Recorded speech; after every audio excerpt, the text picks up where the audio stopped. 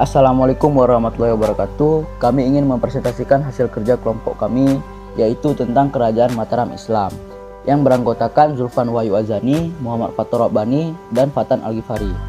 Yang pertama yaitu tahun berdirinya Kerajaan Mataram Islam. Kerajaan Mataram Islam adalah kerajaan Islam di Pulau Jawa yang berkuasa antara abad ke-16 hingga abad ke-18. Yang kedua yaitu proses terbentuknya Kerajaan Mataram Islam. Sejarah Kerajaan Mataram Islam dimulai ketika Ki Ageng Pemanahan membantu Raja Pajang Sultan Hadiwijaya mengalahkan Arya Penangsa dari Jipang. Atas jasanya Ki Ageng Pemanahan dianugerahi wilayah tanah di hutan Mentawai. Ki Ageng Pemanahan membangun tanah tersebut menjadi desa yang makmur. Yang ketiga yaitu nama-nama Raja Mataram Islam.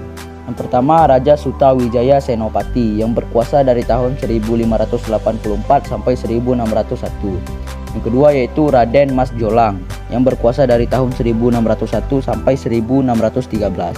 Yang ketiga yaitu Raden Mas Rangsa yang berkuasa dari tahun 1613 sampai 1645. Yang keempat yaitu Raden Mas Saidin yang berkuasa dari tahun 1646 sampai 1677. Berikut adalah peta Kerajaan Mataram Islam. Berikut adalah peninggalan Kerajaan Mataram Islam. Berikut adalah meriam segara wana. Berikut adalah kerajinan perak. Perkembangan pada Kerajaan Mataram Islam. Perkembangan ekonomi, letak Kerajaan Mataram di pedalaman, maka Mataram berkembang sebagai kerajaan agraris yang menekankan dan mengandalkan bidang pertanian. Sekalipun demikian, kegiatan perdagangan tetap diusahakan dan dipertahankan karena Mataram juga menguasai daerah-daerah pesisir. Dalam bidang pertanian, Mataram mengembangkan daerah perusahaan yang luas terutama di tanah Jawa, yang daerahnya juga subur dengan hasil utamanya adalah beras, di samping kayu, gula, kapas, kelapa, dan palawija. Sedangkan dalam bidang perdagangan, beras merupakan komoditi utama, bahkan menjadi barang ekspor karena pada abad ke-17 Mataram menjadi pengekspor barang paling besar pada saat itu. Dengan demikian, kehidupan ekonomi Mataram berkembang pesat karena didukung oleh hasil bumi Mataram yang besar. Perkembangan budaya. Perkembangan budaya bermula dari kehidupan ekonomi yang berpijak pada kemampuan pertanian. Maka dari situ kemudian disusun suatu masyarakat yang bersifat feodal. Para pejabat dari kerajaan memperoleh imbalan berupa tanah, gerapan atau lunggu, yang kemudian hal ini memicu munculnya tuan-tuan tanah di tanah Jawa. Kehidupan budaya pada masa perkembangan Kerajaan Islam Mataram sendiri cukup bagus, artinya ada banyak kreasi yang muncul. Ada perkembangan seni tari, seni pahat, seni sastra, dan lainnya.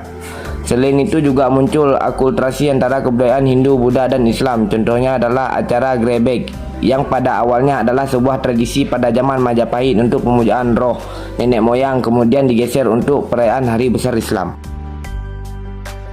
Perkembangan sosial. Perkembangan sosial kehidupan masyarakat di Kerajaan Mataram tertata dengan baik berdasarkan hukum Islam tanpa meninggalkan norma-norma lama begitu saja. Dalam pemerintahan Kerajaan Mataram Islam, Raja merupakan pemegang kekuasaan tertinggi, kemudian diikuti oleh sejumlah pejabat kerajaan. Di bidang keagamaan terdapat penghulu, khatib, naib, dan surantana yang bertugas memimpin upacara-upacara keagamaan.